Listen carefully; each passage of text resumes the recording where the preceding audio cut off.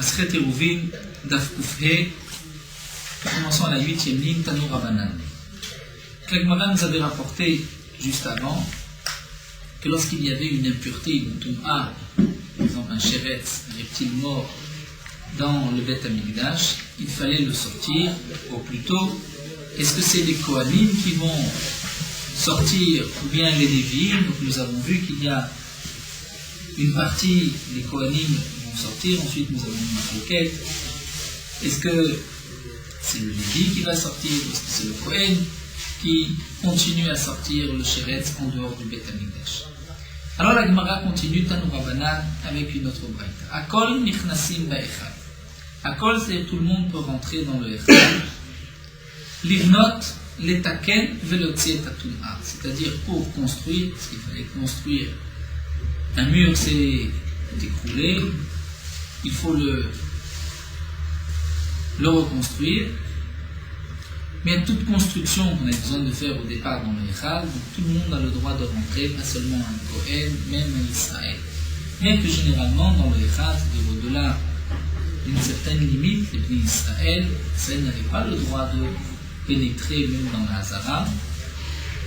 Il était limité à quelques amotes dans la Hazara, et ensuite c'était les Kohanim qui avaient le droit de pénétrer. Mais pour construire les taken arrangés, ou bien les Otsi et Tatouma, s'il y avait une impureté qu'il fallait sortir, là tout le monde peut rentrer. Mais la Braïta précise le mitzvah des Kohanim. La mitzvah, il vaut mieux que ce soit les Kohanim qui rentrent.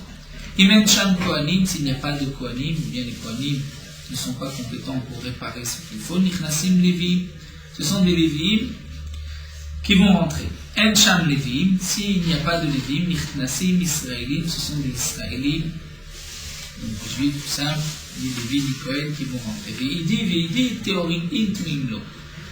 Mais il nous dit la Gemara, dans tous les cas, c'est simplement des hommes purs qui vont rentrer, mais non pas des hommes impurs.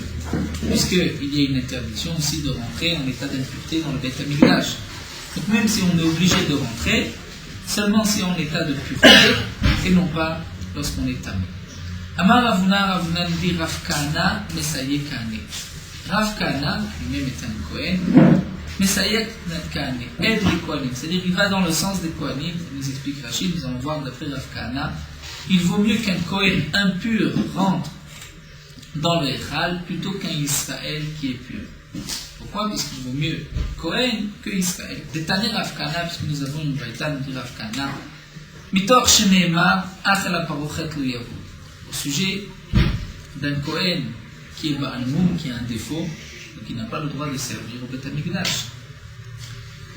Et le pasuk nous dit Achel Parochet Lo Yavo. Donc il ne s'approchera pas de la Parochet, il ne rentrera pas dans le Echal.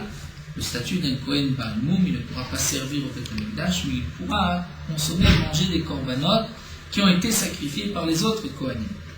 Alors nous dit la Braïta, Yachol, Yu Kohanim Baalim Moum Nichnasim Ben Haolam Bela Mitzbeah, la Sod Rikoué Pachim.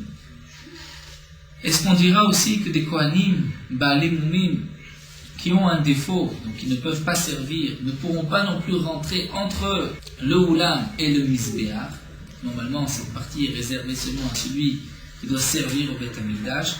Est-ce qu'eux aussi n'ont pas le droit de rentrer la Sot Rikoué Pachim, c'est-à-dire pour, nous explique Rachid, Rikoué Pachim, c'est-à-dire faire des plaques d'or et recouvrir l'intérieur du Koché à Kodashim. Est-ce que un Kohen Baal Moum n'a pas le droit de rentrer? Eh bien, Talmud le Mar Ach. Le Ach, Chalak vient exclure. C'est-à-dire, nous explique Rachid, généralement, dans le passage, nous avons ou bien Ach, et Rak, ou bien Et et Gam. Et et Gam vient inclure. Ach, c'est marqué Ach, ou bien Rak, ceci vient exclure. C'est-à-dire, bien qu'un Kohen Baal Moum n'a pas le droit de rentrer, mais il y a un cas, le pasuk exclut, il dit ce cas-là, il ne fait pas partie de l'interdiction de ne pas rentrer. Dans ce cas-là, il a le droit de rentrer, c'est-à-dire pour arranger, pour faire des plaques d'or dans le Kodesh à Kodesh. Et la Braïta nous dit, toujours Rav Kahana, Mitzvah Bet Mimim. Il vaut mieux que ce soit un Kohen Tamim, c'est-à-dire qu'il n'ait pas de moum qui rentre, qu'il n'ait pas de En Sham Mimim. S'il n'y a pas de Kohen Tamim, il n'y a qu'un Baal Moum. Nichnasim Baal Moumim. Alors on choisira même un Kohen Baal Moumim. Mitzvah Beteorim, dit la Braïta, il vaut mieux que ce soit un Kohen pur. En Sham Teorim, il n'y a pas de Kohen pur qui puisse arranger ce qu'il faut dans le Echad. Nichnasim Tmeim, c'est même des Kohanim impurs qui rentreront. Mais il dit Kohanim in Israël. Mais dans tous les cas, c'est un Kohen et pas un Israël. C'est-à-dire que d'après l'Arkana, il vaut mieux un Kohen et non pas un Israël. Même si le Israël est pur, on laissera rentrer le Kohen qui est impur et non pas le Israël. Alors la Gemara termine avec une question, un problème. Nous avons Tamé ou Baal Moum. Nous avons un Kohen Tamé qui est impur. Normalement, il n'a pas le droit de rentrer si ce n'est pour arranger dans le Beth Amikdash, faire un tikkun. Le Baal Moum aussi. Alors, qui va-t-on choisir? Est-ce que c'est le Tamé, celui qui est impur, ou le Baal Moum, celui qui a un défaut? Et c'est même Nichnas. Eh bien, nous avons une machloket. Rav Chia bar Ashi amar Rav Tamé Nichnas. Il vaut mieux que le Kohen impur rentre plutôt que le Kohen qui a un Moum. Pourquoi? Puisqu'on a vu par ailleurs qu'un Kohen impur, lorsqu'il y a une avodat tzibour, c'est-à-dire lorsqu'un korban pour la communauté, un tamin et pour un moussaf, et que tous les kohanim sont impurs, eh bien, on a le droit de sacrifier ce korban, même en état d'impureté. C'est-à-dire le korban tzibour et d'offrir repousse la touma. Malgré la touma, on offrira ce korban. Donc on voit par ailleurs que le tamé, parfois, il y a une exception, il pourra servir au Beth Amikdash. Rabbi Elazar Omer, Elazar dit, au contraire, Baal Moum Nichnas, c'est le Baal Moum. C'est vrai que le Baal Moum, lui, en aucun cas ne pourra servir au Beth Amikdash. C'est pour cela que Rav préfère le Tamé, puisque une fois on voit que le Tamé peut quand même servir au Beth Amikdash, alors que le Baal Moum, celui qui a un défaut, ne peut jamais servir. Mais malgré tout, Rabbi Elazar nous dit le Baal Moum a quelque chose en plus. Dea Ishtare Bachilat Kochim. Un Kohen qui a un Moum a le droit de manger des korbanot, alors qu'un Kohen impur n'a pas le droit de manger des korbanot. Donc puisqu'on voit que concernant la Chilat Kochim, le Kohen Baal Moum a le droit de manger, donc on donnera la priorité d'après Rabbi Elazar au Kohen Baal Moum plutôt qu'au Kohen Tamé. Alors la Gemara termine avec la dernière ligne de la Mishnah. C'est vrai que cette dernière Mishnah que nous avons étudiée dans les Talmud, on nous avait parlé d'un chéretz, d'un reptile qui se trouvait dans le Beth Amikdash. Et lorsque Shabbat, le reptile est muktzé, malgré tout on va le sortir. Où est-ce qu'on le sort? Nous avons vu Ben Haoulam Ben Misbéach, c'est-à-dire on le sort en dehors du Misbéach, derrière, côté extérieur, mais toujours dans la Hazara. Et Rabbi Akiva dit on le sortira même de la Hazara. Et la Mishnah termine en disant Rabbi Shimon nous dit Makom shitiru lecha chachamim mishelcha natnu lecha shilo itiru lecha ela mishum shnut. Rabbi Shimon dit là où les chachamim t'ont permis, c'est de toi, de ce qui t'appartient qu'on t'a donné, on ne t'a permis que mishum shnut. Je ne comprends pas exactement sur quoi se rapporte Rabbi Shimon, quel rapport avec notre Mishnah. Donc c'est ce que la Gemara va nous expliquer. Rabbi Shimon demande à la Gemara Echel Kael. Sur quoi se rapporte Rabbi Shimon? Alors la Gemara nous dit Atam Kael Rabbi Shimon se rapporte sur un enseignement que nous avons vu plus haut. C'est-à-dire qu'en vérité, il y a deux enseignements de Rabbi Shimon. Une fois Rabbi Shimon est Mekil, plus indulgent, une fois il est Mahmir. Donc on pourrait s'étonner, pourquoi tout d'un coup il est plus Mahmir, alors généralement il est plus Mekil. Et là Rabbi Shimon vient répondre qu'en vérité il n'a jamais été Mekil. Il n'est pas indulgent, mais il y a une raison pour laquelle il a permis. C'est-à-dire, nous avons vu l'interdiction de sortir en dehors du trou. Lorsque quelqu'un passe Shabbat dans une ville, il a le droit de marcher en dehors de la ville, de sortir 2000 amot, allant un peu plus d'1 kilomètre. Au-delà de ces 2000 amot, il n'a pas le droit de marcher, de continuer Shabbat tant qu'il n'a pas fait de hérouf trou.